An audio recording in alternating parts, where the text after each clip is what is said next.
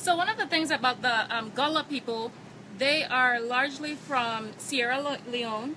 Many of them are from Sierra Leone, but Okay. you know they came from all of Africa, mostly the West Africa, you know, Mostly Sierra West Leone, Africa. that area, Gambia region, everything.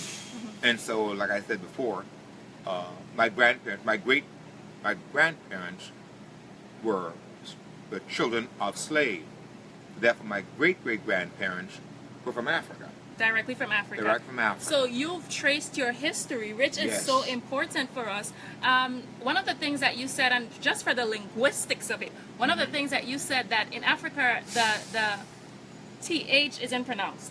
No, So that's right. There are no TH, and many West African language, there are no TH sound. yes. No TH sound. So in the Caribbean, please ask me to please tape hair. They want to hear some Gullah live Gullah speaking, and I just did a tour with Alphonso, which was really, really great. And he spoke in the native language for just about all the tour. I tried to, if y'all wouldn't understand anything. That's true. That's true. He did say some stuff to us that, even with me, I'm like, oh, what did he say? But he did say some other things that, your parents, you said that your parents would say. Grandparents. Grandparents would Yes. say. Share some of those with us. Huh? Share some of those with us. Okay. For example, the Lord's Prayer. You know, that the Lord's Prayer, many of the people couldn't read all right. And most of the things were done by rote. Rote means if you whisper something to this end, at the time I get to the back of the bus and back around the corner, it would have changed. So rote, that's what it is with the Lord's Prayer. The Lord's Prayer sounds like, Our Father, who art in heaven, all the way be thy holy and righteous name. You understand so far? All the way be the holy and righteous name. All the way, mean hallowed. Thy kingdom come, O Lord, let the holy and righteous will be done. On this earth as it done in your great heaven. And need us not, oh need us not. I think I might have been in high school, a sophomore in college, for real. What are they saying about need us not? Who needs not? You know. Oh need us not. And the number thing like the son of evil. For thine, O thine, is the kingdom, and the kingdom comes for be with everlasting glory. Amen. Okay, and there's some other things that you told us that it would say about not cracking teeth. Not cracking teeth, don't open mouth, then crack your teeth. I ain't crack my teeth. I open mouth, then talk, then gossip, then crack your teeth. Open your mouth. It's logically is right, you know, logically. Nothing illogical about it. You ain't crack your teeth. Crack it, open your mouth and crack. We used to heist the window. Heist. My grandmother is from Antigua. She used to say heist. Don't say raise the window. It's a raise the window. What are you talking about? Raise the window, heist the window. Heist the window. Something else that we say yeah a lot. Yeah, come here. Yeah, come here. Yeah. Yeah, boy, wow. Yeah. You do something bad. Yeah, boy, stop that. Yeah, boy. You get attention. And then you said something else about the word unu. And Uno. so, yeah. You also, the correct word is uno. Yeah. Correct pronunciation. But over the years it changed. We They say changed. uno. When I know the day, and one the day.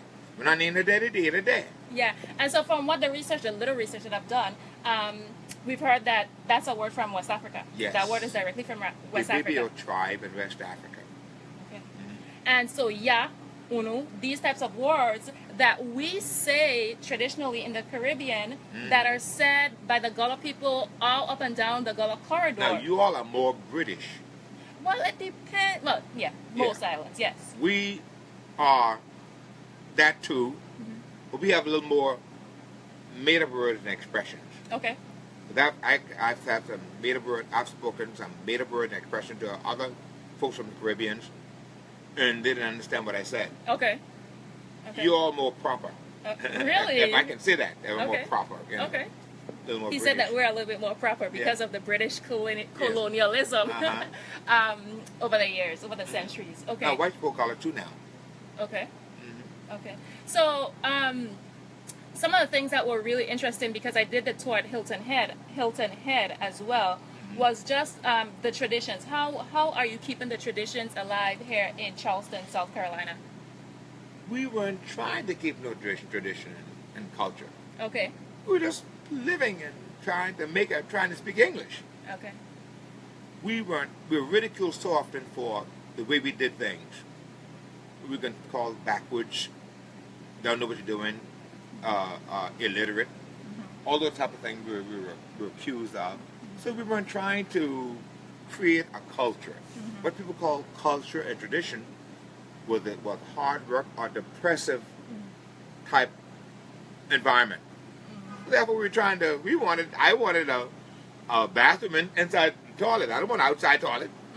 I wanted a tractor, a mule, you know. And so those things that people call label as culture, history, and tradition, that's good. That's good sound. That's good. But it considered it represented a depressive environment for us. With always the effort to elevate yourself, do better. And I hope that the people who are in the Caribbean, of course, and most of my friends and followers are in the Caribbean, are paying attention to this. Because what for us, we see as being oppressive, and we see as something about us that we want to change, that we need to change in order to fit in. When it survives over the centuries, it becomes something that's rich history. All right, now that's the point. That's a good point. That's it survived, and now we know that it wasn't nothing wrong with it. Exactly. Now that's we're trying to preserve it. Yes. Like I have my book, A Gullah Guide to Charleston, I have in Gullah and English. Gullah is a spoken language in an attempt to write it, just a matter of using the rules and writing of English, the phonics of English. You can write it. So one of the things that Alphonso took us on a tour of downtown Charleston, focusing on the African American and African history of it, he mentioned Denmark Vesey. And those of you who are in the Virgin Islands who don't know Denmark Vesey need to look him up right away. He was born on St. Thomas. That's exactly right. He came... Well, believed to have been born on St. Thomas. Believed to have been born on St. Thomas. We're going to claim him, okay? He was born on St. Thomas. And he came here to Charleston, South Carolina. He led insurrections. Came up with his slave master. He came up with his slave master. Yes. And he came here and fought against the injustice of slavery, actually leading insurrections here in Charleston, South Carolina. And he is revered today in South Carolina. There's a statue up in Hampton Park. Yes, we just passed it. So tell us a little bit about this, because for me, traveling from the Virgin Islands, I live in North Carolina right now, but seeing how someone who traveled from where I'm from and who is recognized so much here, tell us a little bit about, about the history of what he did right here. But Denmark Vesey's plans called for, he was always distraught over the way he was always distraught over the way. You come in, Joseph. He was always distraught of the way you come in. You talking about Gullah stuff? He's Gullah man Joe. Okay. He was always distraught over the way whites treated blacks. And for example, if you're walking in the street at that time, if you were walking in the street and a white man approached, you get out of the way. You step aside. Not that Denmark Vesey. He didn't step aside. And that's what caused them to became sore in the eyes of whites. This man getting too uppity. We got to do something about this man, And it was talk. So Denmark Vesey didn't know he was up to something, but undoubtedly, I guess, he was a very arrogant person. Said to be an arrogant person. So he was distressed over the fact that his people are in bondage and slavery or oppressed the way they are. If you got to get off the sidewalk, a white man coming on the street, or you got to bow to them, all that type of thing. That's distressed them. And so he planned this insurrection, and the plans called for killing the whites and taking the ships going back to Africa. And what year was this? 1822. 1822. Okay. I think it was supposed to go off on the second weekend in June, 1822. And then the time on a Sunday, when the whites would be out on Sullivan Island golfing and playing. A Sunday, no one worked. In the street, white slave walking up through the street, no big deal. So no one create no suspicion. So all the slaves in the street. So that's when they planned on killing the whites who were here, take those ships going back to Africa and everything, burning the city. And so Denmark Vesey, he actually bought his freedom. Played a lottery. He played the lottery. He won. And bought his freedom. He bought his freedom here. Financed the insurrection and tried to buy some of the slave children he had for his 8 wives. He didn't win but $1,500. One knows why I need a mink coat, you see. Oh, wow. So his stories are funny, actually. He inserts a lot of humor into it. And so that's the situation. But he was able to buy, you know, they wouldn't sell it. They wouldn't sell it to him. So in a little while, I'm going to post a picture of the home of Denmark Vesey. Believed to be the home of Denmark Vesey. Believed to be the home of Denmark Vesey. Now, tell us how his life ended. Well, when he was caught, and he was caught, and when he was finally caught, he was placed in the old slave jail, and then until they had his trial. Then they brought, during the day of his hanging, they brought him straight up Meeting Street, another mile or so up Meeting Street, an area called the Blake Land. That's where they plan on hanging him. But so a lot of people falling. They realized that they'd hang him where they planned to. They'll hang him, he'd be a martyr. And they didn't want that. So they changed their mind, took him a different place, and still a lot of people. And it finally came to a place, you know, people say is the hanging tree on Ashley Avenue. I don't know. Any tree, just find a tree and hang him, you know.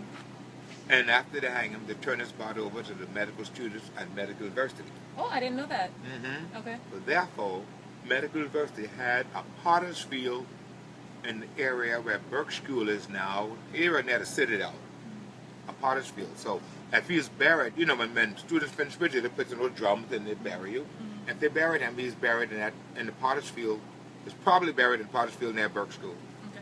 And so no one knows for sure, because at the end of the day, the people in charge did not want him to become a martyr, did not want him to become worshipped and revered. Right. So for a long time, his history was not something that was celebrated here in Charleston, but it's celebrated now. For how long did you start actually celebrating his life and the things that he wanted to see in terms of? Well, we have a mayor now. We had a mayor named Mayor Riley. Mayor Riley, almost like the Mayor Gilliard. Mayor Gilliard, when doing the civil rights movement, said, "We will not have no dogs and no fight. Charles will follow the rule to the T. We'll integrate everything, whatever say integrate. We'll follow the rule to the T. There will be no fighting. There will be no hosing down no dogs and Charles. Nothing like that." That attitude kept the last mayor for 40 years. Great mayor. And he was one of his mayor for social justice for everyone. Okay, and so he fought for that during type of that thing. time. Okay. Matter of fact, Mayor Riley is the chairman of the finance committee to raise the money for the African American Museum. Okay. That's going to be built here. Awesome. African American Museum to capture all of the history here in Charleston. So that's what they did. They were fair. I have a question that came in from somebody who's viewing. How was Denmark Vesey's rebellion foiled? How was it foiled? Yeah, how was it stopped? And you told us a little bit about it. A slave named Peter Penseal. Peter Penseal was a slave who told his master. No, I may have it wrong. Peter Penseal, I can't remember who it was, but he divulged, one of his lieutenants divulged the plan to another slave that they saw down the waterfront, on the waterfront, and he told his master. And so that one thing led to the other. They just investigated and pulled people in, had trials and everything. And the governor's name was Hamilton at that time. So, there are a lot of people saying that didn't happen. A lot of people saying that. So we don't know for sure what the history is saying is that one of the lieutenants told somebody else told somebody. Somebody else told somebody. Okay. And that's how it happened. Somebody else told somebody, a slave told the master, and then the investigation began. Yes. Okay. And that's when they caught a lot, about 60 of his conspirators. Hang half of them and ran the other half of the town. 60 conspirators. But he had a large following. How much people were following him? At least 8,000 slaves. 8,000 slaves followed him. In other words, he had a regiment of people. He had people working for him all in the rural part of Charleston, the plantation and everything are. And that's a lot, because at that time, the population was definitely not as great as it is right now. Yeah, in other words, had many more, 2 times as much blacks as did whites. So there were more blacks here than there were whites. Oh, so yes. if the resurrection wasn't foiled, more than likely would have been successful. That's right. That's right. Often wonder about what it'd be like. What would it be like, right? Well, thank you all for joining me. If you have any questions, go ahead and type them in quickly while I have Alphonso here with me. I'm very grateful. Come to Charleston to see me. Hey. Gullah tours. Yeah. So thank you very much. It's the history of Africans in America is just so really rich, and I want to thank you for preserving that part of history for people like me, and just I can imagine hundreds of people that come through here every day. And of course the tour. Slavery in Charleston was different from other places now. Okay. Slavery in Charleston, the reason why Denmark Vesey was able to plan this insurrection because it was so lax. It just slaves did what they wanted to almost, you know. A lot of them was on the TSK system. We had a certain amount of work to do. You do it. When you finish that task, you're free. Do anything you want to do. And so it was just very lax. The whites almost lost control of us. You know. Wow. That's and not a good way to put it in it. But that's fine. That's the truth, right? Tell us the name of your book. A Gullah Guide to Charleston. You can find it anywhere. Charleston Museum, Visit Center, Charleston Museum, Amazon.com, Books a Million, Culture Charleston, Books on Internet, Amazon.com, our webpage, GullahTours.com.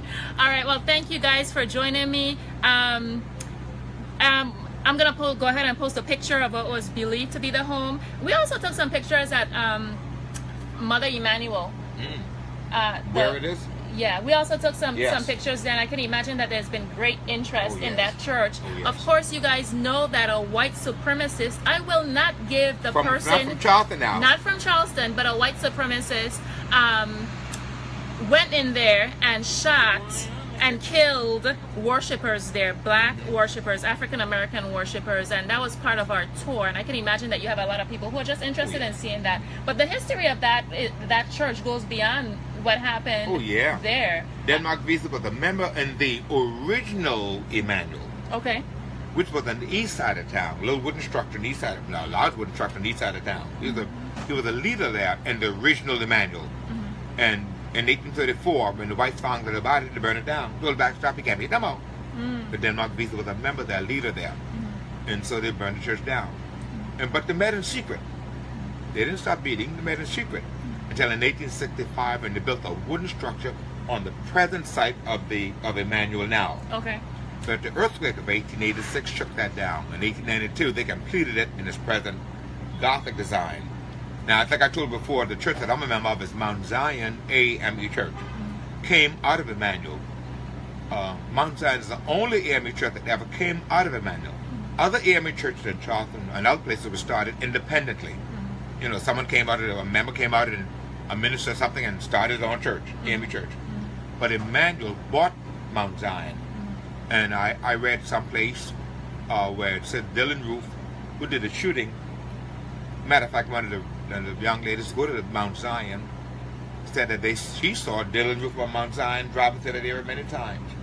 That the bed tonight, he was believed to be headed towards the College of Charleston, but said they had the College of Charleston area, to a church. And there's only one church in the campus called Black Church, campus called Charleston. That's Mount Zion. That night we had choir rehearsal, and for whatever reason I can't think about it, I canceled choir rehearsal. That was the night. So if he was headed there, you would be talking to me now. Wow.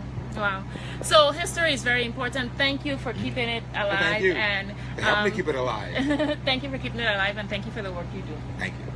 So thank you guys for joining me. As you know, I've been learning a lot about history here in South Carolina, Hilton Head, Charleston, all over. One of the things that I'm going to write about it in my blog, nyamkaspeaks.com, is that we have to keep our history alive, we have to keep our culture alive, and we have to make sure that the next generation definitely learns about it so that it can keep going. When I was in Hilton Head, our tour guide was David Campbell of the Gullah Heritage Tours. Emery Campbell's brother, David, yes. And one of the things that David said to us that his mother said to him was that, and of course because a lot of the Gullah land on Hilton Head has been sold. So one of the things that his mother said to him is, you can't make no new land. So two things that I've learned here about preserving culture is to talk about it, share it, preserve it, and if you do have cultural lands, to hold on to it. You can't make new land. Thank you for joining me. Go ahead and comment, like, share this video, and I'll keep you posted on my travels through South Carolina. Thanks. Bye-bye. Love you.